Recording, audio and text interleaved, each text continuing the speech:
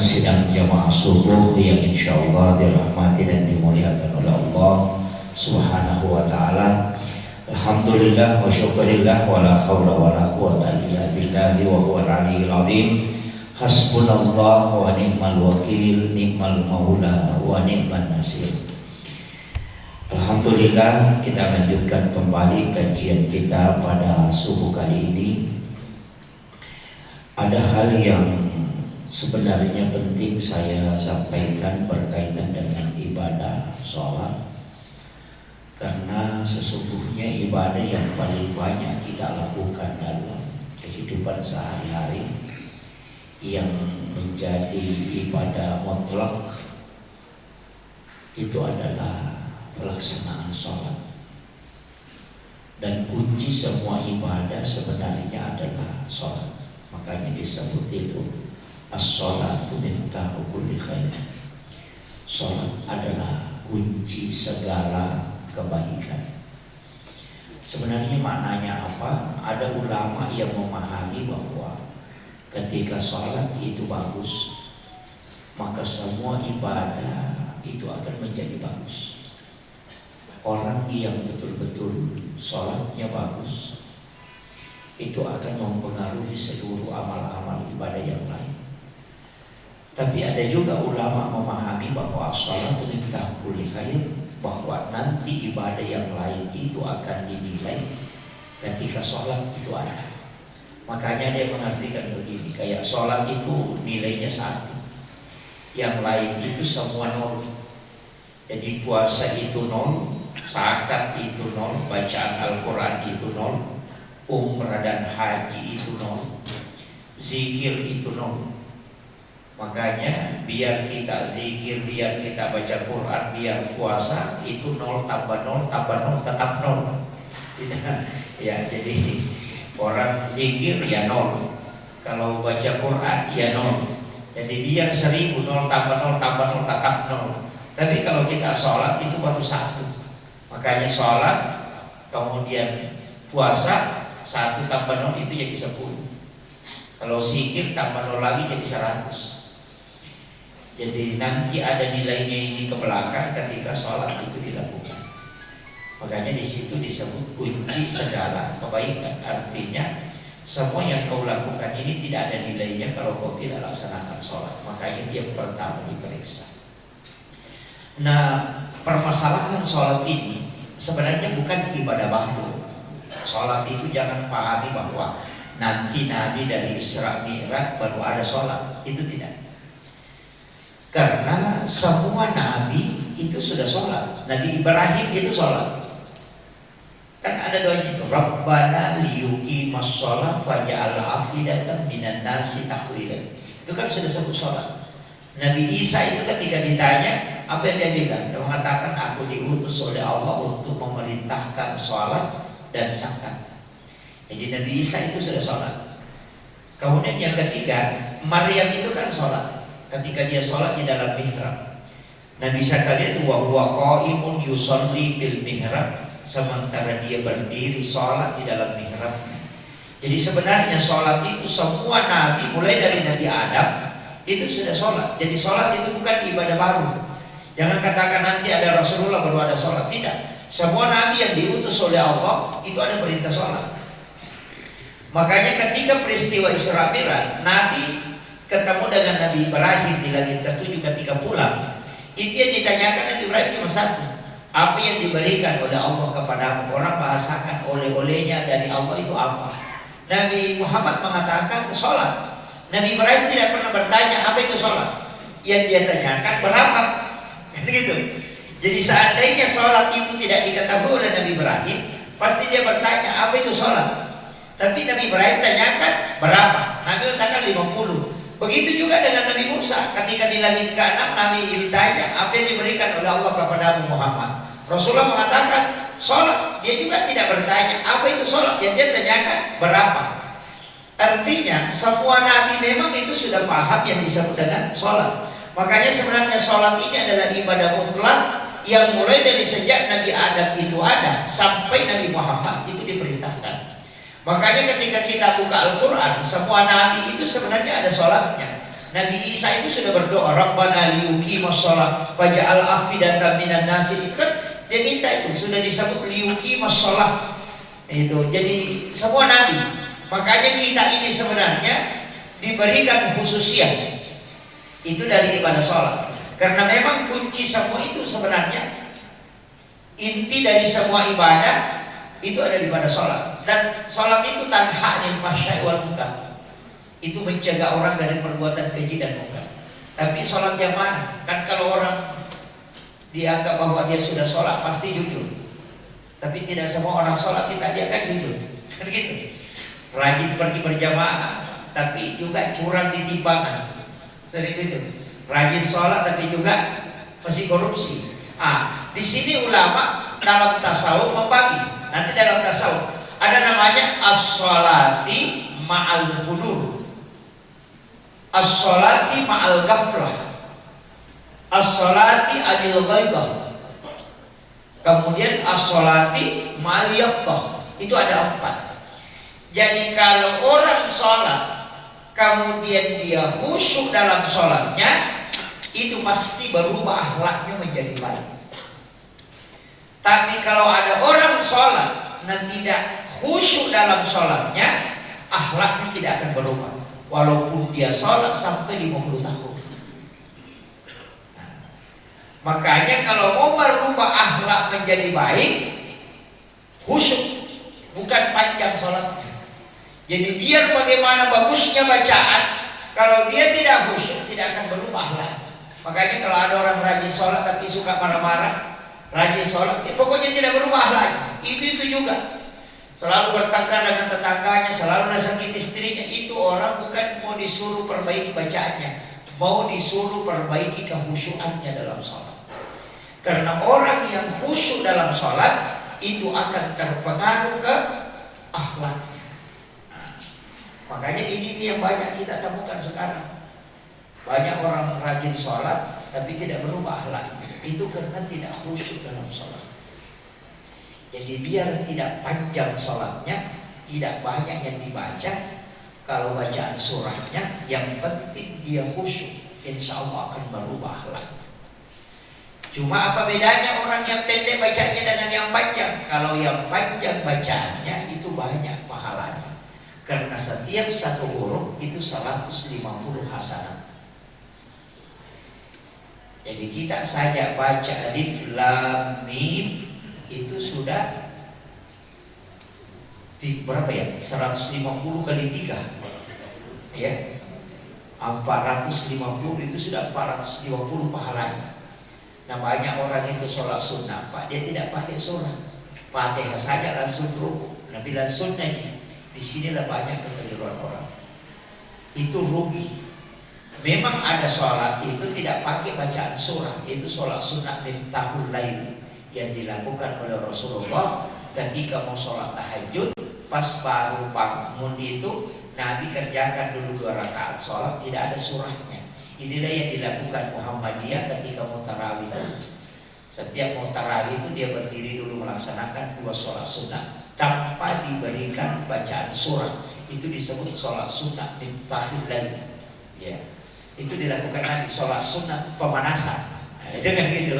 Kalau kita baru bangun itu belum terlalu fit, istilahnya belum terlalu stabil, itulah nanti lakukan itu sholat. Jadi itu hadisnya sahih dari Ibnu Abbas. Hanya itu dipakai Muhammadiyah. Ya. Jadi ini penting saya sampaikan supaya sholat ini kita kalau sholat sunnah bagusnya itu sebenarnya panjang bacaan surahnya supaya kita dapat banyak pahala. Tapi kalau khusyuk itu dapat merubah akhlak. Ya. Jadi kalau ada orang misalnya bilang, wah ini rajin sholat tapi tetap akhlaknya begitu, itu kasih tahu saja bahwa kau mestinya perbaiki kekhusyukan dalam sholat. Nanti kita akan bahas khususnya khusyuk ini. Sebenarnya begini, Nabi itu dalam peristiwa Isra Mi'raj Pak, ada beberapa hal yang kami kaji dalam ilmu hakikat. Itu kadang ada perbedaan Tapi bukan perbedaan bahwa ada yang salah yang benar, tidak. Itu hanya untuk memperluas wawasan keislaman. Saya ingin sampaikan begini. Nabi itu ketika dijemput oleh malaikat Jibril itu kan dibelah dadanya. Kemudian jantungnya itu diambil, dimasukkan ke dalam satu wadah tempat.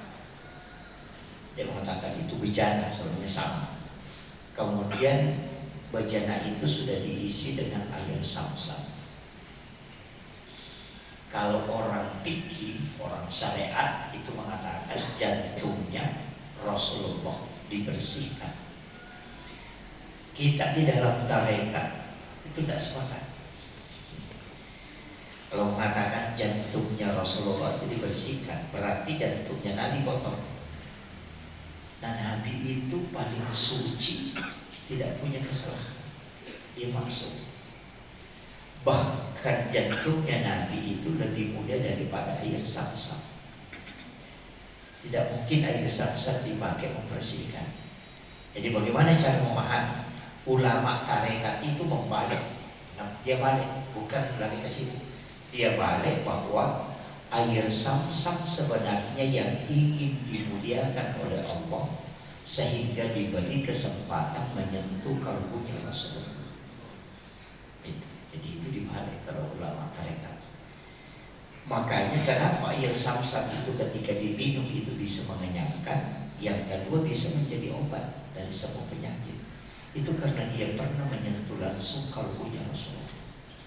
Jadi dia yang dimuliakan, gitu ya.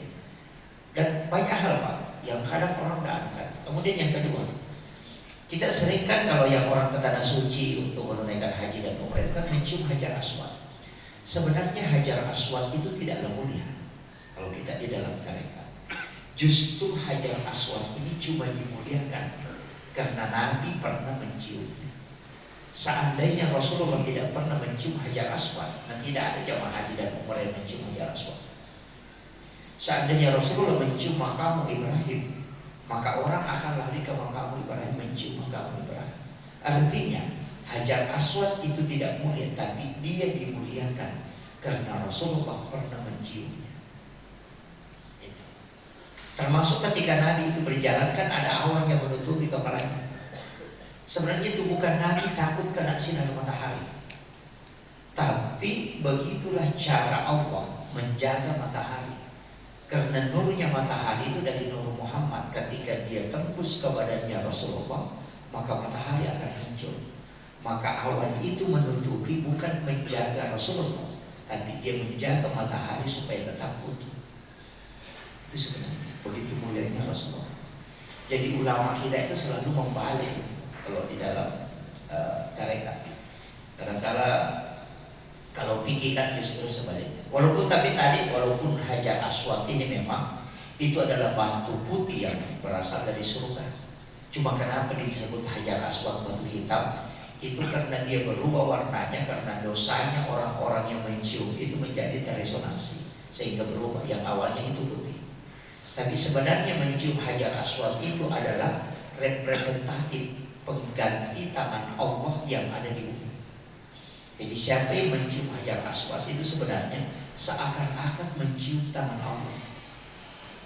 Itu. Walaupun batu ini kan sebenarnya 4 kali dicuri, Pak. Itu 4 kali dicuri. Makanya itu kenapa dilapisi lapisan emas putih di luar. Itu karena sudah dikampak. Ketika dicungkil dari Ka'bah itu dikampak, kemudian orang pakai kampak untuk mencurinya. Kemudian dibawa ke suatu kampung. Cuma di kampung itu pas hajar aswad ada di situ, semua orang itu kena penyakit gatal yang pecah-pecah badannya itu. Sehingga ada tabib mengatakan, kau membawa sesuatu yang membawa kesialan, cari apa yang kau masih masuk di kampung ini semua sehingga sial. Dia bilang ada batu itu kami ambil dari Mekah.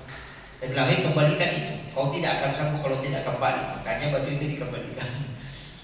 17 tahun kemudian terjadi peperangan, dicuri lagi itu. Kemudian mau dihancurkan karena Dia mengatakan itu gara-gara orang batu itu orang datang ke situ, makanya dia mau ambil batu itu ke situ, pindah ke kampungnya supaya orang haji di kampungnya untuk mengambil keuntungan. Tapi dia rusak, itu dia bakar sampai 7 hari 7 malam.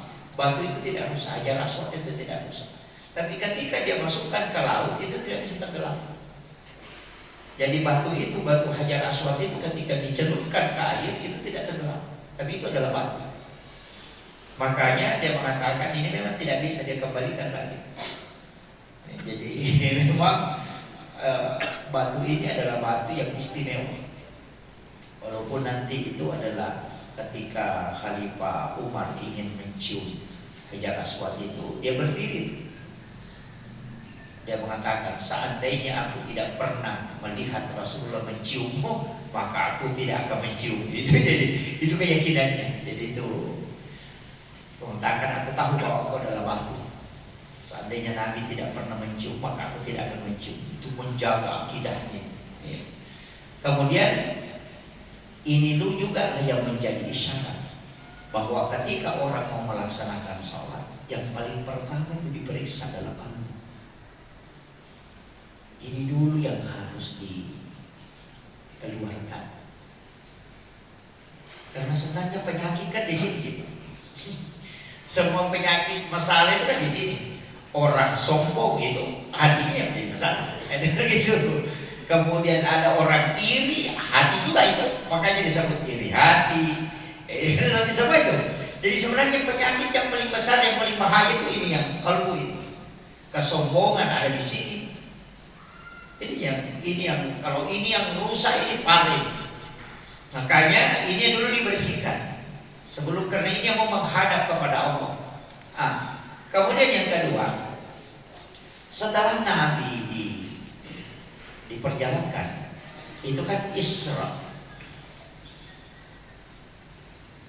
Ini yang penting juga saya sampaikan. Nabi itu kan dari Masjidil Haram ke Masjidil Aqsa. Yang disebut ayat itu cuma 2. Subhanalladzi asra bi 'abdihi lailan minal masjidil haram ilal masjidil aqsa. Padahal Nabi itu kan tidak jalan begitu. Nabi dari Mekah itu dibawa ke Madinah. Dari Madinah itu kemudian dibawa ke Bukit Sinai, Gunung Sinai. Dari Gunung Sinai itu kemudian dibawa ke Baitul Lahmi. Dari Baitul Lahmi baru masuk ke Aqsa. Jadi perjalanannya Nabi itu seandainya lurus dari Masjidil Haram ke Masjidil Aqsa itu cuma 1473 km. Nabi sudah sampai. Perjalanannya itu cuma 1473. Tapi karena Nabi itu dari Makkah ke Madinah, dari Madinah ke Gunung Sinai, dari Gunung Sinai kemudian melewati Aqsa itu ke sebelah selatan. Itu 10,7 km melewati Masjidil Aqsa ke selatan. Ada tempat di situ namanya Baitul Lahmi. Kemudian kembali masuk ke Aqsa sehingga menjadi 2467 km. Itu 2 kali lipat itu. Jadi, tapi kenapa disebut dari Masjidil Haram ke Masjidil Aqsa? Ini pesan. Setiap kita mau melakukan perjalanan, mestinya kita niat itu berangkat dari masjid ke masjid. Kan gitu. Misalnya begini, kita mau ke mana? Ke Wonomuli atau ke Polewali. Jadi misalnya kita mau berangkat sebentar, misalnya jam 9, niatkan memang, insya Allah saya akan sholat duhur di Masjid Syuhada misalnya, Wonomuli. Nah, ketika kita melakukan perjalanan, kemudian kita tiba-tiba kecelakaan di tengah jalan, kemudian meninggal, Allah itu cuma tanya, hambaku ini dari mana dan mau kemana? Malaikat akan mengatakan dia dari masjid melaksanakan sholat subuh tadi, kemudian mau pergi sholat duhur di Gunung Uli. Maka setiap langkah perjalanan kita itu mati syahid. Jadi jangan bilang nanti kita singgah makan di sana. Oh itu urusan masalah. Berangkat makan saja urus. Negaranya begitu. Nanti singgah di warung ini jangan. Kenapa kita patok dari sholat masjid ke masjid? Kenapa disebutkan itu dari Masjidil Haram ke Masjidil Aqsa? Itu pelajaran bahwa setiap yang kau melakukan perjalanan mesti ujungnya itu masjid. Supaya kalau kau kena kecelakaan pasti mati syahid karena kau ditanya hanya menuju ke masjid. Dan setiap langkah yang kita lakukan itu berpahala. Walaupun nanti kita singgah di warung, kita singgah di makan durian, pokoknya singgah di mana saja tidak masalah. Yang penting ujungnya itu kita tutup dengan masjid. Makanya dari situlah kita awali dari masjid dan menuju ke masjid. Itu kenapa masjid yang disebut. Padahal Nabi kan dari Mekah baru dibawa dulu ke Madinah, disuruh sholat. Selesai sholat itu baru tanya, Jibril, tempat apa ini? Mereka Jibril bilang, ya Muhammad, ini adalah Madinah dan kalau engkau akan berhijrah di tempat ini. Dan Nabi sudah tahu itu. Setelah itu melanjutkan perjalanan, dibawa ke Gunung Sinai, di Bukit Tur Sinai. Kemudian Nabi disuruh sholat. Selesai sholat itu Nabi bertanya, tempat apa nih Jibril? Maka Jibril mengatakan, di sinilah Nabi Musa kalau mau berbicara dengan Allah. Ini adalah Gunung Sinai. Wa kallamallahu Musa taklima itu. Kemudian setelah itu Nabi melewati Masjidil Aqsa ke selatan. Itu ada tempat di situ namanya Baitul Lahmi. Nabi disuruh sholat dan Nabi sholat 2 rakaat. Selesai sholat baru bertanya, tempat apa nih Jibril? Kenapa saya sholat di sini? Malaikat Jibril mengatakan, di sinilah Isa bin Maryam dilahirkan. Tempatnya Nabi Isa lahir. Itu Baitul Lahmi. Setelah itu baru masuk ke Aqsa dan Nabi menjadi imam. Yang menjadi makmum itu kan seluruh Nabi dan Rasul itu dikasih oleh Allah. Dan itu isyarat bahwa Rasulullah adalah imamnya para Nabi dan Rasul. Kan sudah ada sholat kan? Coba-coba ini yang banyak orang tidak tahu. Nabi kan sudah sholat. Sholat di Madinah, kemudian sholat di Bukit Tur Sinai, sholat di Baitul Lahmi. Yang paling ini berjamaah di Masjidil Aqsa. Jadi Nabi naik itu apa yang diterima sebenarnya? Kan gitu. Jadi sebenarnya kadang orang mengatakan itu nanti ada perintah sholat, itu terbalik itu Pak. Nabi itu sudah sholat sebelum naik. Jadi jangan katakan nanti ada perintah sholat setelah Nabi pulang dari Israel, tidak. Nabi sudah melaksanakan sholat. Kan justru dia kan sholat berjamaah. Dan dia menjadi makmum itu kan semua orang meninggal, semua Nabi dan Rasul. Kalau ada imam, Pak, makmumnya orang meninggal semua, saya yakin tidak akan berdiri lama itu kan seluruh Nabi dan Rasul yang ikut kan menjadi makmum. Makanya ada yang tanya itu, surah apa yang dibaca Rasulullah ketika memimpin para Nabi dan Rasul dalam sholat? Kalau imam tahu itu luar biasa. Tapi saya tidak kasih tahu. Cari sendiri itu. Itu kan baru Isra. Kalau Mi'raj bukan di situ tempatnya. Jadi Isra itu selesai sholat, Nabi keluar di sekitaran Masjidil Aqsa itu ada batu. Jadi batu itu agak keputih-putihan, tapi agak datar di bagian atas, cuma lonjong di bagian bawah. Disitulah Nabi duduk. Kemudian dari situ dia mengawali Mi'raj. Makanya batu itu kan mengikuti Nabi. Nabi melihat batu itu mengikuti Rasulullah. Kemudian Nabi suruh, pokoknya kau di situ. Jadi Nabi tidak mengatakan kembali, tapi Nabi mengatakan di situ. Sehingga batu itu sampai hari ini masih tergantung. Karena dia sudah terangkat, dia tidak turun ke bumi dan juga tidak naik ke langit. Sehingga itulah disebut dengan batu gantung peristiwa Isra Mi'raj. Kalau kita buka di Google itu, batu itu kelihatan. Itu batu kalau mungkin ditimbang lebih 100 kilo, tapi itu tidak menyentuh bumi. Itu tergantung, sampai hari ini masih tergantung. Itu peristiwa otentik yang tidak bisa hilang dalam sejarah. Bahwa batu yang mengikuti Rasulullah. Nabi seandainya Nabi mengatakan kembali ke tempatmu, maka batu itu turun ke bumi. Tapi Nabi bilang kau di situlah, berhenti di situ. Makanya dia tidak kembali juga tidak naik, karena dia mau mengikuti Rasulullah. Tapi Nabi melarang, sehingga batu itu tergantung sampai hari ini. Kalau ada orang biasa ke Palestina itu berziarah untuk melihat itu batu yang ditempati Rasulullah naik ke langit. Nabi naik ke langit pertama itu kan ketemu Nabi Adam. Penghuni langit pertama itu Nabi Adam. Jadi kenapa Nabi Adam ditemui Rasulullah? Karena Nabi Adam ini adalah Nabi yang punya masalah. Dia dari surga dilemparkan ke bumi. Makanya dia orang ini terkena musibah. Istilahnya musibahnya itu diturunkan. Makanya kalau ada kepala dinas menjadi guru biasa, datang silaturahmi. Atau ada camat berhenti jadi camat, dan silaturahmi untuk menggembirakan hati. Orang kaya yang kemudian langsung bangkrut, bersilaturahmi.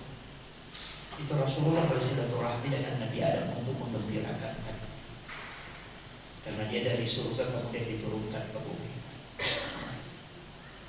Makanya orang yang pernah tinggi itu kemudian jatuh, jangan jauh dari sini. Itulah sebenarnya hakikat takzim.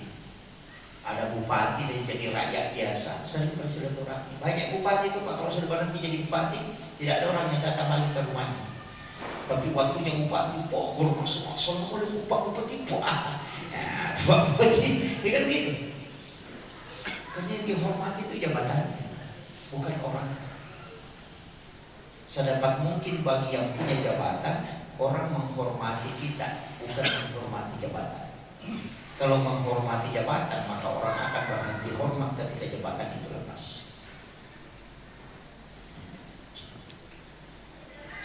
Ini juga lah yang saya sering sampaikan, supaya orang itu kalau bikin acara Pak, misalnya pernikahan, tidak usah bikin tempat VIP. Iya, saya sering sampaikan. Kalau bikin acara pernikahan kayak di tenda itu, tidak usah bikin VIP. Tidak usah. Semua tamu yang datang itu kita muliakan. Jangan memuliakan karena pejabat, jangan muliakan karena pejabat. Sama-sama memuliakan tamu yang datang. Kadang kita akan bikin VIP. Di sini ada tempat khusus bagi pejabat dulu di sana. Bagaimana kira-kira kalau itu pejabat? Ada temannya teman sekolahnya waktunya SD. Satu jadi petani, satu jadi bupati. Kemudian sama-sama masuk di pesta. Pak Bupati disuruh pergi dulu di situ, kemudian yang petani disuruh minggir, padahal dia sama-sama masuk. Ini yang orang tidak pikirkan. Padahal datang mana yang lebih banyak, pas soloknya, pemain bupatinya. Ini kan, ini penting saya sampaikan. Itu supaya menjaga perasaan orang yang itu semua tamu kita. Tapi tidak ada di sini yang biasa bikin TV. Tidak ada di. Tidak ada ya. Itu masalah. Saya itu Pak kalau ke pesta pernikahan hampir dipastikan tidak makan. Hampir dipastikan. Saya itu jaga betul. Saya tidak sembarang. Kalau ke pesta pernikahan itu sering hampir dipastikan saya tidak makan. Kecuali saya orang-orang tertentu saya tidak bisa makan. Karena saya menghindari. Kalau kita dipikir Syafi'i itu hati-hati. Karena rata-rata orang bikin acara pernikahan itu, kalau dia pergi belanja cuma dia bilang catat saja dulu. Ya kan? Iya. Dia cuma bilang catat saja dulu. Dan itu bukan utang kalau di mazhab Syafi'i. Karena itu tidak jelas akad. Mestinya kau mengatakan, catat semua pengambilanku, saya bikin acara tanggal sekian, insya Allah tanggal sekian saya akan bayar utang ini. Itu baru utang. Kalau hanya bilang catat saja dulu, mau dicatat mau diapa? Kalau kita meninggal siapa yang setanggung jawab? Dan kapan jatuh temponya itu tidak ada. Makanya rata-rata kalau perempuan belanja kan begitu. Begitu Bu ya? Iya, saya enggak. Makanya saya jarang sekali makan itu Pak kalau pesta pernikahan. Itu menjamin. Kita dalam fikih itu kan ini berat. Kalau kita yang ngaji, makanya saya bilang, ya kalau kita ini sebenarnya kalau mau bicara hukum mutlak, sangat berat. Kayaknya ada beberapa hal yang masih dilonggarkan ulama. Ada yang didiamkan, ada yang diinikan. Bukan karena bahwa itu boleh tidak, tapi kadang-kadang itu sudah tidak menjadi masalah. Gitu. Kemudian saya lanjut, jadi tidak usah bahas itu, nanti ibu-ibu stres di atas. Iya, makanya Bu kalau pergi belanja jangan bilang catat saja dulu, kasih tahu. Catat pengambilanku, nanti insya Allah pernikahan tanggal sekian baru saya akan bayar. Itu baru utang. Catatan itu kasih ke anak atau ke orang tertentu. Siapa tahu kita mengadakan acara pernikahan kemudian kita meninggal, ada yang bisa tanggung jawab untuk kewajiban di sini bayar utangnya. Kalau bilang catat saja dulu itu jadi masalah. Karena memang ini juga yang jadi masalah di pas Solo. Yang jadi masalah itu dicatat kan.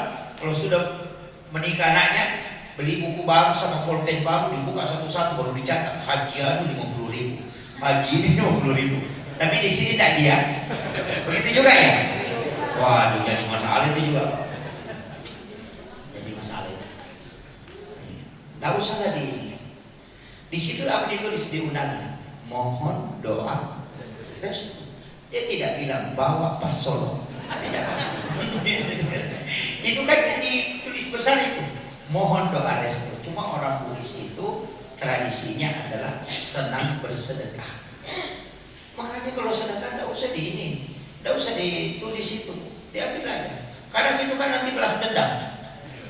Anda bilang ini si Anu dulu waktunya menikah anaknya saya bawa 50.000, dia cuma 20.000 dia bawa itu. Sudah masalah itu. Iya, karena dia buka kitabnya. Wah, mana dia udah banyak haji ini. Itu kan jadi masalah kan? Jadi penting saya adukan ini. Hati-hati. Ibu-ibu di kampung saya biasa begitu. Kalau di sini tak, insya Allah aman kalau ibu-ibu di sini. Ini kita pas Solo ini bahaya. Iya, makanya kalau bikin acara pernikahan tidak usah terlalu glamor. Iya, jangan ikuti artis. Artis itu punya sponsor, bukan dia bayar. Semua dibayarkan. Kalau kita yang setengah hidup. Uang panai mahal. Ada tuh merah-merahnya, semua dilengkapi. Baru ambil tenda 80 juta. Seandainya kita ambil tenda biasa yang cuma 15 juta, kemudian sisanya uang yang 80 juta itu kita simpan, nanti selesai anak menikah kita kasih untuk sebagai modal. Mungkin hanya 1 tahun dia bekerja sudah bisa berhasil.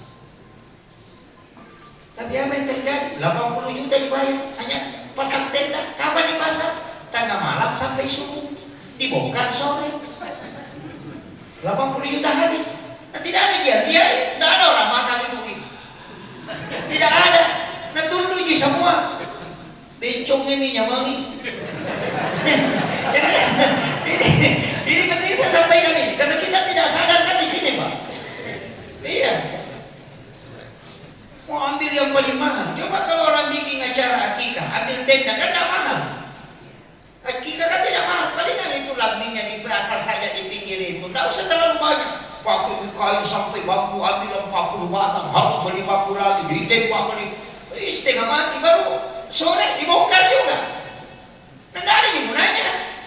80 juta ini habis. Ini penting saya sampaikan. Ini coba kalau biasa-biasa tak usah terlalu ini, Pak. Jangan ikuti tiang artis. Ayo tak mau sama uang pernah 1 miliar. Iya, karena memang pengusaha batu bara. Pengusaha batu bara itu kalau 1 miliar, Pak, cuma batu. Itu sudah 1 miliar itu. Kalau kita itu sudah setengah mati. Ya kan begitu. Jadi ini penting juga ditahu ini. Ini hati-hati nih kalau makanya pernikahan itu. Dan sebenarnya harganya mestinya dikasih mahal, bukan uang panai. Apa? Mahal. Karena harga anak kita itu adalah mahal. Nah, mahal apa sekarang? Seperangkat alat sholat. Murah sekali anaknya. Itu cuma sajadah dengan tabung. Coba ya. Itu yang makanya Nabi itu sebenarnya kenapa wajib itu mahal? Karena itu harganya wanita. Itu juga seperangkat alat sholat masalah itu juga tidak benar itu. Mestinya dia mengatakan 1 setel pakaian sholat. Kalau seperangkat alat sholat, manara dengan toa masjid ikut semua itu. Tempat wudhu, ya kan? Karena mengatakan seperangkat. Jadi tempat wudhunya, masjidnya, toanya, amplinya ikut semua itu. Karena mengatakan 1 setel pakaian sholat, oh cocok nih, mulai dari talpum sampai sejadah ke bawah, kan begitu. Itu juga KUA juga ini kadang salah baju ini. Mesti diluruskan itu. Ya, kalau tidak seperangkat ala sholat itu biar mimbar itu ikut semua itu. Ini saya harus luruskan ini bahasa ini karena kalau jadi masalah. Jadi memang ulama kita dari dulu itu wanita itu dinilai dengan emas, jangan dengan jangan dengan seperangkat ala sholat. Mestinya itu dengan emas. Kalau mau dipakai pakaian sholat dikasih tidak masalah, tapi nilai dengan emas. Karena mahar itu adalah milik hak mutlak istri. Yang tidak boleh kembali itu mahar. Mestinya dikasih tahu berapa maharnya, 1/2 kilo emas. Oh ya sudah. Dan itu tidak bisa kembali. Dan itu milik mutlak istri. Iya. Ya uang panennya 10 juta tapi maharnya 200 juta itu sudah memuliakan anak kita. Nah sekarang sama orang baru-baru yang ditanya dulu apa naik, terakhir maharnya apa, sembarang katanya. Itu tidak ada gunanya itu. Ada juga yang pakai rial, biasa kalau di Mamuju dipakai, ada yang pakai rial ya. Itu keliru itu Pak. Itu rial, itu bahasa Bugis. Rial itu adalah relak. Relak itu adalah suku-suku emas yang mengkilat. Makanya 4 relak, 4 rial, maka lagi 4 rial, 1 rial, muda atau 1 rial, tidak ada gunanya itu. Makanya disebut relak, itu suku-suku, itu kepingan emas itu karena mengkilat disebut relak. Tapi dapat pasaran maka ada rial, jadi masalah kan? Itu kan emas, jadi bukan rial, itu relak. Relak itu bahasa Bugis. Relak itu artinya mengkilat. Nah, karena suku-suku kepingan emas itu mengkilat. Ini jadi masalah juga kan. Dia pakai rial, mau kau bawa ke mana itu rial? Mau kau pakai apa? Aku di Arab tinggal. Ini kan jadi masalah. Makanya disuruh Nabi itu emas, karena wanita itu emas. Nilailah dia dengan emas dan jadikan dia sebagai emas. Emas itu kan dijaga betul. Makanya disebut perhiasan dunia. Kan perhiasan itu emas. Makanya emas kalau disimpan itu, oh bagus sekali tempatnya Pak. Kemudian tertutup pakai kapas, pembungkusnya kemudian dipakai, disimpan dalam laci di dalam lemari di dalam kamar adalah kuncinya, kunci kamar adalah berapa kali ditutup. Makanya perempuan itu tertutup, bukan terbuka. Ya begitu. Dan sekarang terbuka semua kan. Ini jadi masalah ini. Hanya bapak-bapak kasih nasihat istrinya kalau mau jalan, periksa mulai dari ujung kaki sampai ujung rambut. Kalau ada masalah suruh ganti pakaian. Kalau dia tidak mau ganti, kita ganti sekalian dia. Masalah tidak ada masalah saya itu. Ya, saya kasih tahu ya. Iya, suruh ganti daripada kita disiksa. Kita kan jadi tanggung jawab. Kasih tahu lemah itu pakai yang perbaiki dulu, ganti itu, jangan kasih dia semua begitu. Iya. Sekarang kan isu itu menutup, bukan membungkus. Yang sekarang banyak membungkus orang, bukan menutup. Ya kan? Jadi beda membungkus, beda menutup. Kalau menutup itu tidak kelihatan, kalau membungkus ya bisa kelihatan. Nah begitu. Karena sekarang membungkus banyak, ada tuh semua emas dikasih data, pusing dia. Iya, iya. Jadi masalah semua ini. Tapi tidak ada di sini ya. Saya wanti-wanti memang. Kalau saya sudah sampaikan begini Pak, ya salah saya urusan. Nanti kalau ditanya dari kamu, saya sudah sampaikan itu di masjid kemarin itu saya sudah sampaikan. Bukan urusan saya. Nah, itu banyak hal ini yang memang harus diluruskan ya. Jadi saya wasiatkan ini perempuan yang makanya itu wanita kalau meninggalkan rumah tidak boleh pakai parfum yang dicium oleh orang lain. Karena Nabi mengatakan setiap wewangian yang kau gunakan kemudian lelaki lain menciumnya bukan mahram itu, maka itu sama dosanya dengan berzina dengan dia. Itu bahaya. Itu perempuan. Makanya minyak wanginya wanita itu nampak tapi tidak berbau. Makanya gincu itu nampak tapi tidak berbau. Laki-laki itu yang berbau. Itu bedanya. Nah sekarang wanita biar 100 meter itu sudah sampai maunya. Berapa banyak dosa yang kita lakukan. Ingat Bu, itu ibu-ibu. Nah, bilang jadi tidak boleh pakai parfum. Boleh, parfumnya hanya dia yang mencium. Makanya itu hanya parfum lembut, biasanya kayak hair body, hanya untuk dia yang mencium. Itu hati-hati. Nah apa semua dosanya itu. Bapak-bapak juga tanggung jawab. Makanya istri itu harus dinasihati. Tapi memang berat. Itu menghadapi wanita itu tidak mudah. Ya. Pokoknya biar jenderal bintang 4, kalau istrinya bilang pokoknya langsung dia jenderal itu. Tidak ada nilainya jenderal. Iya, itu kuncinya. Tapi memang kita bisa lihat Pak, siapapun yang paling cinta dan tinggi kasih sayangnya kepada istrinya, pasti hidupnya berkah. Itu kunci. Kalau mau mudah rezekinya, mudah urusannya, cinta istri bisa berkah. Coba kita lihat orang hebat Pak, kayak Soeharto, kapan dia jatuh? Ketika Ibu Tini wafat. Habibie, kapan dia tidak bisa melakukan apa-apa? Ketika Ibu Ainun wafat. SBY yang sekarang masih hidup, siapa yang tidak mengakui SBY? 2 kali jadi presiden, tapi kapan dia tumpul tidak bisa melakukan apa-apa? Kebijakan politik selalu melayang. Kapan? Ketika Ibu Ani tidak ada di sisi. Pokok yang hebat itu lihat siapa yang ada di sisi. Dan itu kunci. Dan ini yang banyak orang tidak tahu. Makanya saya itu kalau misalnya kayak bupati apa hebat, saya tidak salut ke dia. Pasti orang yang ada di sisi. Makanya siapa yang paling cinta kepada istrinya dan pasti itu hidupnya berkah. Dan Nabi sudah janjikan. Kenapa? Karena doanya istri itu 3 kali lebih cepat dijawab daripada kita. Makanya kalau doanya cepat, ya suruh istri berdoa. Kalau istri sudah berdoa dan tidak bisa, suruh lagi berdoa. Kalau masih tidak bisa, tambah istri. Sudah banyak berdoakan kan? Tapi ibu-ibu tidak sepakat di atas. Kalau ibu-ibu mengizinkan, kalau tidak jangan. Ya. Karena itu aturan negara sekarang harus ada tanda tangan istri. Ya. Ya, makanya bapak-bapak jangan poligami lah. Nah, itu Nabi itu tidak poligami, nanti meninggal Khadijah baru dia poligami. Ya. Luar biasa Rasulullah cintanya kepada Khadijah. Karena kenapa dia melakukan itu pun pernikahannya selalu diperintahkan oleh Allah. Dan Nabi tidak pernah menemukan pengganti Khadijah yang betul-betul pas. Nabi itu kalau pulang kelelahan, Khadijah itu sudah duduk di rumah menunggu Rasulullah. Ketika Nabi masuk langsung dibalikkan di pahanya. Kemudian Nabi itu diusap kepalanya. Kadang Khadijah itu meniup dengan lembut ubun-ubunnya Rasulullah sambil mengusap kepalanya.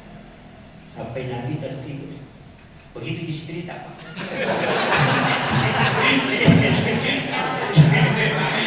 Tidak ada. Kalau mau balik.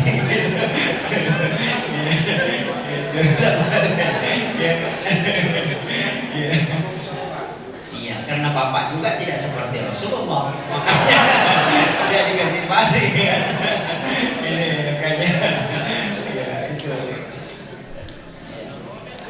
Di dalam kehidupan itu Rasulullah memang sangat mengakui Khadijah itu luar biasa cintanya kepada istri.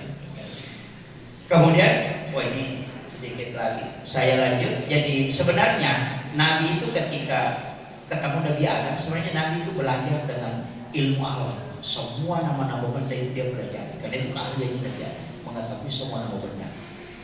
Tapi ketika Nabi naik di langit kedua, ada 2 orang yang unik itu di langit kedua. Karena penghuni langit kedua itu ada 2. Yang pertama Nabi Isa, yang kedua Nabi Yahya. Orang ini kan agak lain karena dia lahir tanpa bapak, Nabi Isa. Jadi binatang yang ada di bumi ini yang ada betinanya tidak ada jantan, itu cacing. Cacing itu tidak ada jantannya, cuma betina, tapi itu bisa punya anak.